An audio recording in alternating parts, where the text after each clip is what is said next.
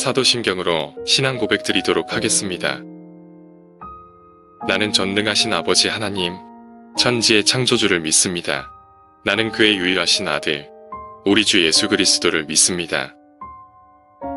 그는 성령으로 잉태되어 동정녀 마리아에게서 나시고 본디오 빌라도에게 고난을 받아 십자가에 못 박혀 죽으시고 장사된 지 사흘 만에 죽은 자 가운데서 다시 살아나셨으며 하늘에 오르시어 전능하신 아버지 하나님 우편에 앉아 계시다가 거기로부터 살아 있는 자와 죽은 자를 심판하러 오십니다. 나는 성령을 믿으며 거룩한 공교회와 성도의 교제와 죄를 용서받는 것과 몸의 부활과 영생을 믿습니다. 아멘.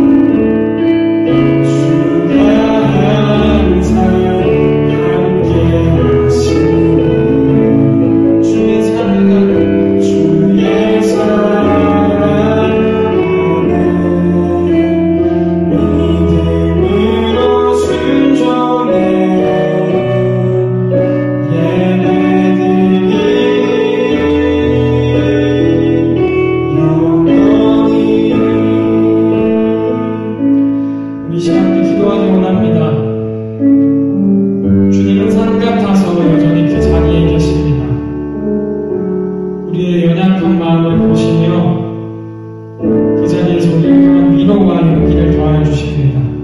같이 함께 기도할 때에 우리 일주일과 오늘 예배 가운데 눈을 들어 상같이 계시는 그 자리에 계시는 하나님을 묵상하며 기도하며 나아가겠습니다. 기도하겠습니다.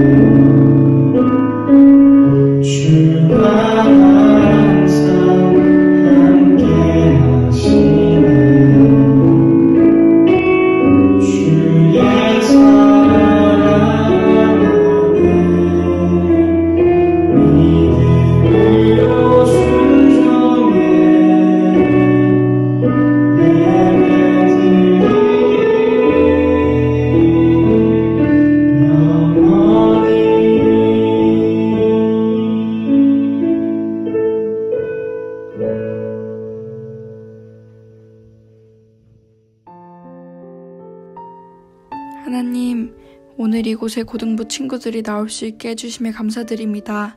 이 시간 저희들과 함께하여 주시옵고 주님 말씀 전하시는 전도사님께 은혜를 더하여 주세요. 또한 이곳에 나오지 못한 친구들과도 함께하여 주시고 다음 예배에는 나와서 함께 예배를 드릴 수 있도록 허락해 주세요. 지금 이 시간 온전히 주님만 바라보고 회개하며 나아갑니다. 오늘 주님의 말씀을 마음에 새기며 새롭게 시작되는 일주일을 잘 살아내는 고등부가 되길 원합니다. 예수님의 이름으로 기도드립니다. 아멘.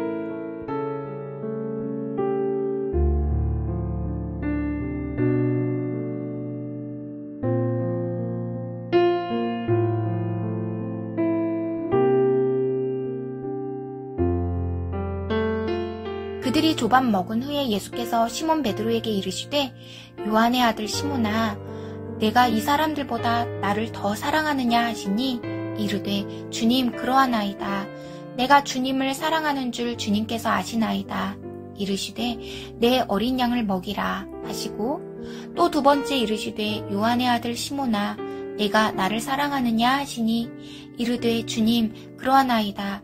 내가 주님을 사랑하는 줄 주님께서 아시나이다.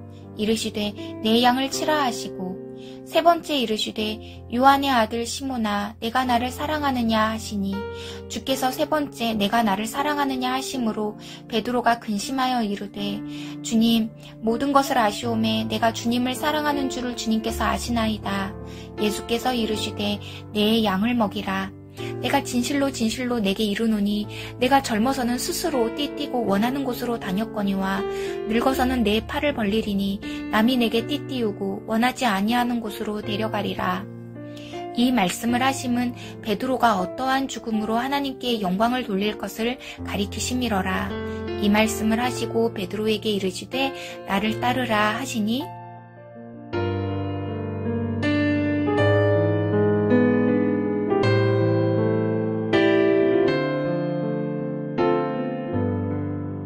할렐루야. 사랑하는 복되게 고등부 여러분, 부활주일이 지난 첫 주일이 도래했습니다. 오늘 본문 말씀은 예수님의 일대기를 다룬 사복음서 중에서 마지막 복음서인 요한복음입니다. 저는 개인적으로 사복음서 중에서 가장 좋아하는 복음서를 정하라고 한다면 요한복음을 이야기합니다. 요한복음을 통독하다 보면 다른 공간 복음서에서 찾아볼 수 없는 문학적 미학을 많이 발견하게 됩니다. 요한복음서의 기자인 요한의 그 섬세한 문체와 그 구조를 보면서 감탄을 하죠. 그 중에서도 요한복음서의 마지막을 장식하는, 그 대미를 장식하는 것이 바로 오늘 21장의 말씀입니다. 만약 제자들의 시선에서, 특히 베드로의 시선에서 한 편의 드라마를 찍는다면 이 요한복음서의 21장 장면은 정말이지 치밀한 수미 쌍광 구조의 형식을 취하고 있는 그런 장면이지 않을 수 없습니다. 이는 알파와 오메가, 시작과 끝을 장식하는 요한복음서의 핵심 장면이라고 할 수 있죠. 예수님의 제자들은 부활하신 예수님을 만나고 오래전 예수님께서 부활할 때에 갈릴리 호수에서 나를 기다리라고 하신 말씀을 기억해냅니다. 그래서 부활하신 예수님을 다시금 만나고자 어디로 갔냐면 바로 디베랴 호수, 예수님을 처음 만난 갈릴리 호수로 찾아가게 되죠. 그리고 예수님을 기다리는 시간이 적적했는지 갈릴리 해변가에 놓여있는 배와 그물을 가지고 본인들의 본업인 물고기 잡기를 시작하죠. 시간이 지나 새벽에 동이 틀 때쯤 예수님께서 나타나시고 준비된 식사의 자리에 제자들과 베드로를 초대하십니다. 15절 16절을 보시면 예수님이 부활하시고 마지막으로 조반을 잡수시고 계십니다. 이것은 예수님이 하늘로 올라가시기 전 마지막 식사였죠. 이것을 고별이라고 얘기합니다. 그런데 여러분, 고별이란 무슨 말일까요? 고별은 장례와 같이 죽은 자를 유가족들이 먼저 보낼 때 쓰는 단어입니다. 이것의 의미는 무엇일까요? 지금 현재 죽음의 영향에 놓이는 것은 예수님이 아닌 바로 제자들이라는 겁니다. 제자들은 자신의 과거로부터, 그 죄로부터 벗어나지 못하고 음부의 권세에 매여 있기에 자신을 배신한 그 제자들에게 하여금 진정한 부활을 경험케 하기 위해서 제자들에게 질문을 여시는 겁니다. 하지만 제자들은 예수님의 그 깊은 뜻을 알아채지 못합니다. 대화의 흐름을 보면 언뜻 자연스럽게 이어지는 것처럼, 연결되는 것처럼 보이지만 실상은 동상이몽입니다. 베드로와 제자들은 예수님의 의도를 파악하지 못하고 오히려 곡해합니다. 예수님께서 베드로를 부를 때 이렇게 말씀하시죠. 요한의 아들 시몬아라고요. 베드로는 이러한 자신의 부르심에 큰 착각에 빠집니다. 베드로란 이름은 아람어로 게바라는 의미가 있는데요. 이것은 직역하면 반석이라는 의미를 가지고 있죠. 특별히 베드로에게 하사한 이름입니다. 다 같이 마태복음 16장 18절 말씀을 교독하겠습니다. 내가 내게 이르노니 너는 베드로라. 내가 이 반석 위에 내 교회를 세우리니 음부의 권세가 이기지 못하리라. 아멘. 여기서 말하는 교회란 에클레시아라고 합니다. 이 반석 위에 나의 에클레시아를 세우리니.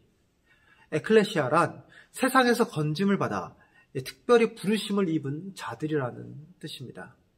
그럼 반석은 무엇이겠습니까? 반석이란 하나님의 말씀이죠. 즉 말씀 위에, 그 말씀 위에 하나의 교회를 세우리니, 한 명의 그리스도인을 세우고 한 생명을 구원하리라는 하나님의 약속이자 선포입니다. 누구를 통해서요? 바로 요한의 아들 시몬, 바로 베드로에게 말이죠. 그렇기에 요한의 아들 시몬은 그는 자신의 베드로라는 이름에 대한 그 자부심이 매우 컸습니다. 주님이 주신 이 이름 그 자체만으로 이미 그는 사도들 중에서도 가장 으뜸의 존재라고 할 수 있을 만큼 매우 상징적인 의미였죠. 그런데 말입니다. 그런 주님께서 당신이 주신 그 이름이 아닌 육신의 아버지께서 지어주신 그 본명을 부르고 계신 게 아닙니까? 이때 베드로는 생각할 겁니다. 아, 주님께서 베드로라는 이름을 박탈하시는구나. 주님이 나를 용서하지 않으시고 나를 원망하시고 질책하시는구나. 정말 그래서일까요? 아닙니다. 이와 같은 호명은 단지 베드로의 자격을 박탈하시거나 그의 나약함을 들추어내기 위함이 아니라 그에게 겸손을 유도하여 그에게 새로운 소명을 부어주시기 위함이었죠. 자신의 나약함으로 인하여 좌절 가운데 있는 베드로를 격려해 주시기 위함이고 또 그에게 주님의 양떼들을 돌보는 그 사역을 위임해 주기 위함입니다. 하지만 베드로는 아직까지 깨닫지 못하고 실족합니다. 곧이어 예수님이 베드로에게 사랑에 대한 질문을 이어서 하죠. 내가 이 사람들보다 나를 더 사랑하느냐? 여기서 이 사람들이란 베드로와 함께 있는 6명의 제자들을 지칭하기도 하지만 더 나아가 베드로가 물고기를 잡기 위해서 타고 나간 그 배와 그물 같은 도구들을 의미하기도 합니다. 배와 그물은 어부에게 있어서 생계에 직결되어 있는 가장 중요한 재산이죠. 한마디로 생명과도 같은 것들입니다. 그러면 예수님의 질문을 다시 해석하면 시몬아, 너는 너의 생명보다도 나를 더 사랑할 수 있겠니? 이런 질문인 것이죠.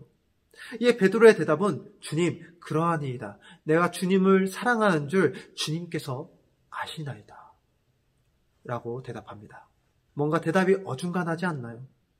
이건 마치 여자친구가 오빠는 자기 생명보다도 나를 더 사랑하지? 라고 할 때 오빠가 너를 사랑하는 줄 자기가 더 잘할 거야? 참 미꾸라지 같은 대답 아닐까요? 남자친구에게 있어서는 정말 지혜로운 답변처럼 보입니다. 베드로의 답변이 이와 같았어요. 왜 베드로는 이렇게 대답을 했을까요? 베드로는 왜 확신을 갖고 얘기하지 못하고 예수님께 그 질문에 답변을 떠넘기는 것일까요? 그는 그 누구보다도 자신을 믿는 사람이었습니다. 확신이 강한 사람이었죠. 마태복음 16장 15절을 보면 예수님이 제자들에게 질문을 합니다. 너희는 나를 누구라 하느냐? 이 질문에 오직 베드로만이 확신을 찬 대답으로 선포를 합니다. 주는 그리스도시요 살아계신 하나님의 아들이시니이다. 그럼 베드로가 이런 애매모호한 대답을 한 이유는 도대체 무엇이었을까요? 베드로가 겸손해서? 원래 주님을 사랑하지 아니해서? 아니면 지금 이 순간부터 주님을 사랑하는 것을 고려해 보려는 것일까요? 우리가 베드로의 심리적 상태를 알려면 오늘 21장의 핵심으로 나오는 바로 사랑, 이 러브라는 단어에 우린 주목해야 할 필요가 있습니다. 흔히 우리가 쓰는 사랑이라는 단어는 사실 완성형, 포괄적 단어입니다. 모든 사랑의 의미를 다 표현하는, 담고 있는 단어죠. 그러나 고대 헬라인들은 이 사랑이라는 단어를 각 상황에 맞추어 각기 다른 다양한 단어로 세분하여 표현하였다고 합니다. 오늘 본문 15, 16절의 말씀에서 예수님은 베드로를 향해 질문을 여실 때 아가페라는 사랑으로 질문을 여셨고 17절 말씀에서만 필레오라는 사랑으로 질문을 하십니다. 이 두 사랑은 다른 사랑입니다. 이 아가페의 사랑은 오직 신만이 할 수 있는 절대적인 사랑, 변함없는 사랑, 완전 이타적이고 배신하지 않는 그런 사랑입니다. 그러나 베드로가 예수님을 향해서 대답한 사랑은 필레오라는 사랑입니다. 이 필레오는 아가페보다 한 단계 낮은 우정, 즉 친구의 사랑을 상징하죠. 대부분 성경학자들이 이 21장의 이 두 단어를 같은 의미로서 사용되었을 것이라고 이야기합니다. 그럼에도 불구하고 요한복음 저자가 왜 굳이 두 단어를 선택하여 각기 다른 사랑의 언어로 썼는지에 대해 우리가 문맥을 통해 다시금 해석할 필요가 있다고 저는 생각합니다. 그래서 저는 이 사랑에 대하여 두 가지 물음을 만들었어요. 첫째 물음은 베드로는 왜 오로지 필레오로만 사용했는가? 한 번쯤은 아가페로 바꾸어 대답할 수도 있지 않았는가 하는 것이고, 두 번째는 왜 하필 예수님은 마지막 세 번째 질문에서만큼은 아가페 사랑에서 필레오 사랑으로 질문을 하였는가입니다. 첫째로 먼저 왜 베드로는 필레오로만 사용했을까요? 2016년에 개봉한 동주란 영화가 있습니다. 시인 윤동주의 일대기를 다룬 영화죠. 저는 개인적으로 시인 윤동주를 매우 문학인으로서 흠모하고 있습니다. 제가 처음 윤동주 시인을 접한 것은 중학교 2학년 국어 교과서였어요. 당시 그분의 시가 실렸었는데요. 그 시의 제목이 참 인상 깊었어요. 그것은 바로 이 십자가라는 시입니다. 당시에 별 감흥도 없었던 그 시가 요즘 들어 제 가슴을 찌르는 송곳처럼 다가옵니다. 십자가라는 시를 보면 이런 대목이 나와요. 괴로운 사나이, 행복한 예수 그리스도에게처럼 십자가가 허락된다면, 괴로운 사나이, 행복한 예수 그리스도에게처럼 십자가가 허락된다면. 시인 윤동주는 천탑 위에 있는 십자가를 바라보며 생각했다고 합니다. 괴롭지만 행복한 예수 그리스도, 저 십자가를 행복으로 지는 예수님을 보며 그와 같이 나 또한 저 십자가가 허락된다면 무슨 의미일까요? 이 시를 되짚어 보면요, 윤동주 시인이 말하고자 하는 진정한 의미는 예수 그리스도처럼 십자가를 사랑하지 못한 자신에 대한 부끄러움을 시로써 표현한 것입니다. 이는 윤동주 시인의 신앙 고백문이요 회개문인 것이나 마찬가지죠. 여러분, 십자가의 본질이 무엇입니까? 더러움이요, 치욕이요, 고통이요, 외로움이요, 모멸이요, 죽음 아닙니까? 그것을 짊어진 예수님은 행복한데, 예수님을 사랑한다던 제자 윤동주는 그러지 못하는 자신의 모습을 바라보면서 부끄러움을 느낀 것이죠. 어쩌면 베드로의 이 필레오라는 대답도 이와 같지 않았을까요? 주님처럼 십자가를 사랑하지 못하여 도망친 자신을 보며 그분의 생명까지 내어주어 사랑한 그 어린 양을 사랑하지 못하는 자신을 보며 부끄러움을 느꼈을 겁니다. 또 한편의 영화를 소개하고자 합니다. 1993년 개봉한 신들러 리스트라는 영화입니다. 2차 세계대전 독일의 사업가였던 오스카 쉰들러의 일대기를 다룬 실화 영화죠. 오스카 쉰들러, 그는 독일의 사업가로서 전쟁을 이용하여 커다란 부를 쌓던 기회주의자였습니다. 그러나 그는 예수를 영접한 한 명의 그리스도인이기도 하였죠. 당시 나치들의 폭정 속에서 히틀러와 결탁한 대다수의 독일교회와 신앙의 양심의 눈을 감은 대다수의 그리스도인들과 달리 그는 나치의 잔인한 학살극에 양심의 가책을, 신앙의 양심의 가책을 느끼고 있었어요. 어느 날 신들러는 자신의 가산을 처분하여 유대인들을 고용하기 시작합니다. 유대인들을 자신의 공장으로 취업시킴으로써 그들을 구제하였던 것이었죠. 실제로 그가 구한 유대인들의 숫자가 1200명으로 당시 2차 세계대전에 살아남은 폴란드계 유대인들 중에 4분의 1을 차지한다고 합니다. 누가 보아도 그는 훌륭한 의인입니다. 그런데 제게는요, 아직도 잊혀지지 않는 영화의 한 장면이 있습니다. 그것은 두려움에 가득 찬 쉰들러의 절규라는 장면이에요. 2차 대전이 독일의 패배로 끝나고 군수품을 납품한 쉰들러는 도망자의 신세에 놓이게 됩니다. 공장을 떠나는 쉰들러를 마중하기 위해서 1200명의 유대인들이 감사의 의미로서 쉰들러에게 자신들의 금리리 녹인 그 금반지를 주며 탈무드의 한 구절을 말하죠. 하나의 생명을 구하는 자는 세상을 구하는 것이다. 이 인사를 받은 그는 무너집니다. 그는 조용히 독백하듯이 외치죠. 더 살릴 수도 있었어. 더 살릴 수도 있었을지도 몰라. 좀 더 구할 수 있었을 거야.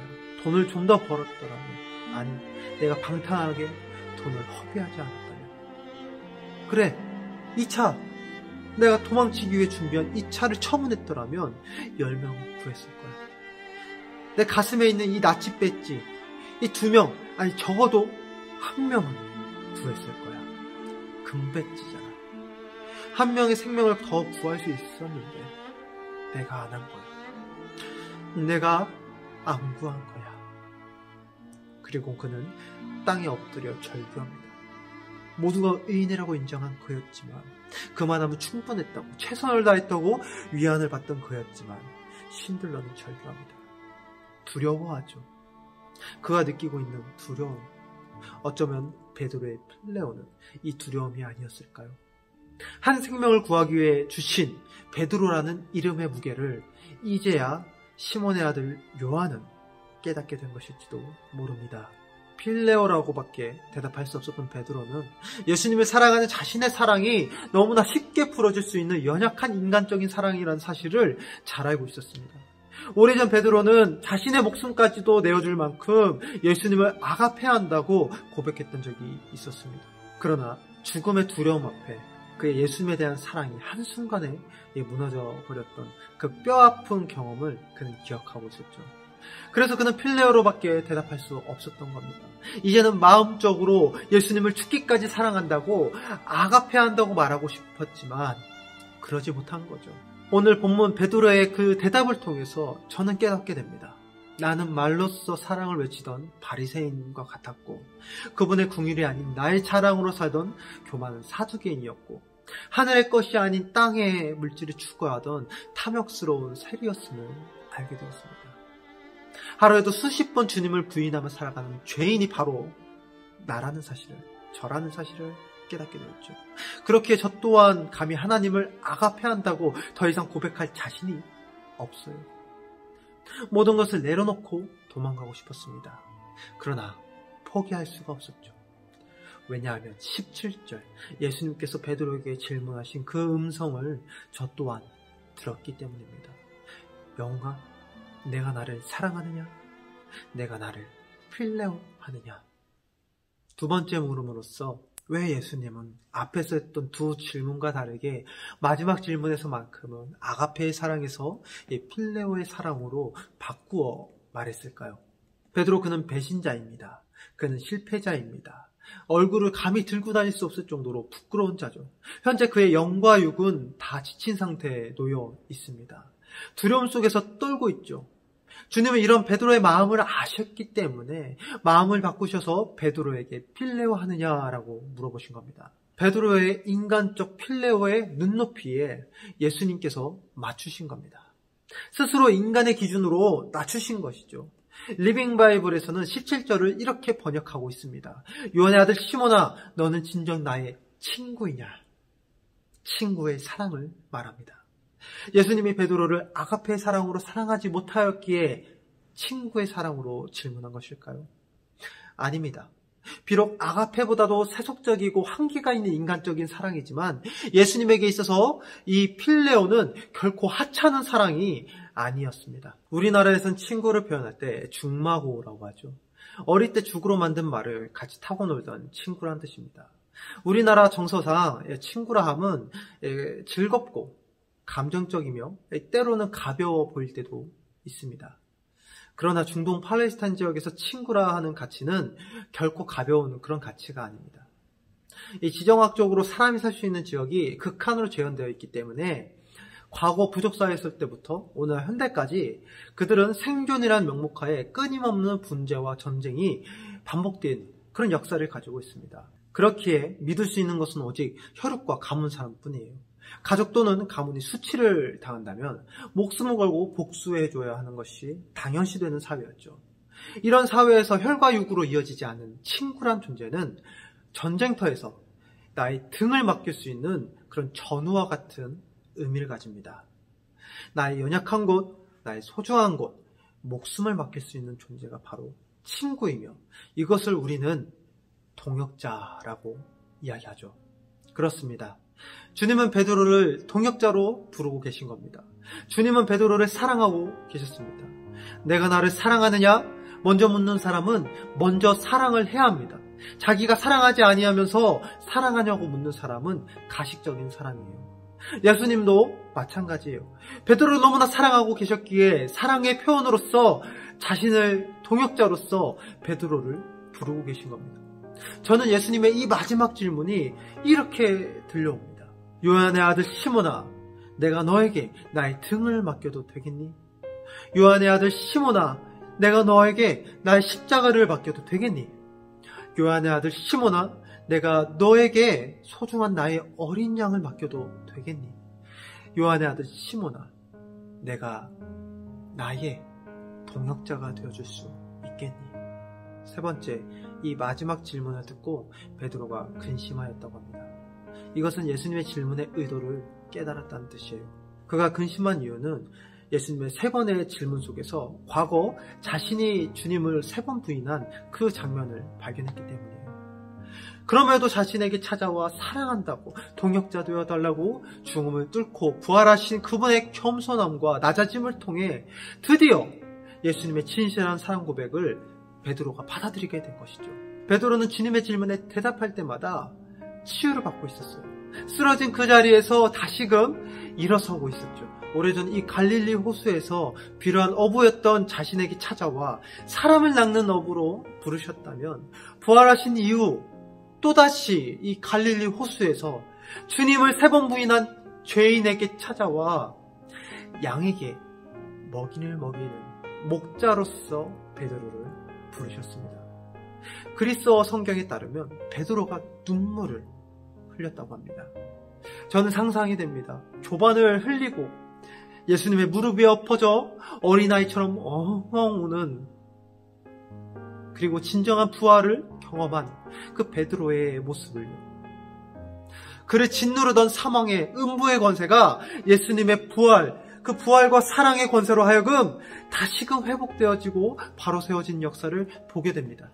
바로 이 갈릴리 호수, 예수님을 처음 만난 이 자리에서 말이죠. 이 예배의 자리에서 말이에요. 마지막 질문에 대답한 베드로의 고백은 더 이상 부끄러움도 두려움도 아닌 긍휼함을 입은 부활신앙을 가진 자들만 할 수 있는 감격과 환희에 젖은 그런 필레오의 사랑의 고백임을 저는 느낄 수가 있었습니다. 주님, 내가 주님을 사랑하는 줄 이미 주님도 아십니다. 주님, 내가 주님의 동역자인 줄 주님께서 아십니다. 이 고백이 들리시지 않습니까? 여러분, 베드로의 남은 생을 한번 보시길 바랍니다. 사도행전을 통독하시고 베드로 전후서를 통독하십시오.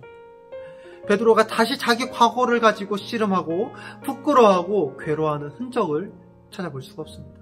마지막까지 그는 모든 과거의 실패와 상처를 완전히 씻음받은 부활신앙의 자유함을 얻은 그 인생을 성취합니다. 이제 베드로에게 남은 것은 오직 주님이 맡기신 그분의 양밖에 없습니다. 주님의 양들을 먹이기 위해 베드로는 모든 인생을 바치죠. 18절 말씀을 우리 다 같이 함께 교독하겠습니다.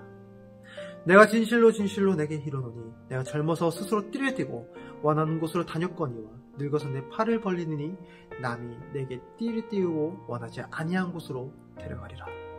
아멘. 이는 장차 베드로 사도가 주님의 어린 양들을 위하여 자기 목숨을 내어놓게 된다는 것을 말씀하시는 겁니다. 주님이 맡기신 어린 양들을 먹이고 이끌고 또 먹이기 위해 내 팔을 벌리니 십자가에 매달려 죽을 것을 예언하신 것이죠. 전승에 따르면 이 베드로는 십자가에 매달려 죽었다고 합니다. 그가 순교하기 전 이렇게 말했다고 하죠. 나는 예수 그리스도를 3번이나 부인한 죄인입니다. 내가 어떻게 예수님처럼 못 박혀 죽을 수 있습니까? 나를 거꾸로 매달아 주십시오. 오래전 주님이 십자가에 지실 때 했어야 했던 이 고백을 그는 드디어 인생의 마지막 순간 어린 양들을 먹이는 주의 목자로서 그 사명을 성취합니다. 사랑하는 복되게 고동부 여러분, 부끄러움이 있으신가요? 두려움에 놓여 있나요? 주님을 부인한 죄인입니까? 돌아오는 길에 힘이 드시나요? 조용히 그분의 음성에 귀를 기울이시길 바랍니다. 그분께서 우리 상한 심령 가운데 위로해 주실 겁니다. 사랑하는 나의 복되게 자녀들아, 내가 나를 사랑하느냐? 아버지의 음성이 들린다면 여러분 대답하시길 바랍니다. 주님, 내가 주님을 사랑합니다. 우리의 입으로 고백할 때에 우리는 그분과 함께 부활하고 오직 주님이 맡기신 그 어린 양을, 그 양을 먹이고 이끌고 먹이는 그 사명을 우린 드디어 발견하게 될 것입니다. 우리 함께 우리를 사람을 낚는 어부로 부르시고 우리에게 양을 먹이고 이끌고 먹이는 목자로 부르시는 그 주님을 찬양하며 기도하며 나아가시는 그 귀한 부활절 첫째 주 주일이 되기를 간절히 소망합니다.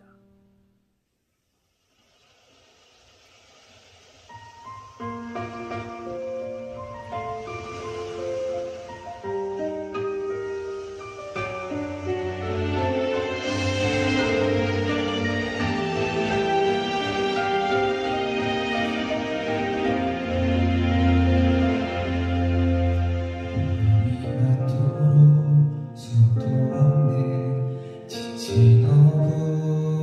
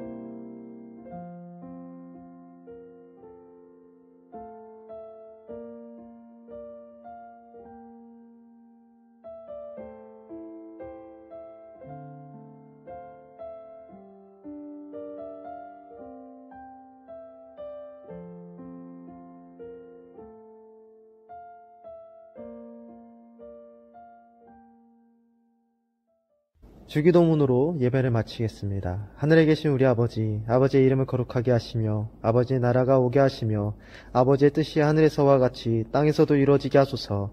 오늘 우리에게 일용할 양식을 주시고 우리가 우리에게 잘못한 사람을 용서해 준 것 같이 우리 죄를 용서하여 주시고 우리를 시험에 빠지지 않게 하시고 악에서 구하소서. 나라와 권능과 영광이 영원히 아버지의 것입니다. 아멘.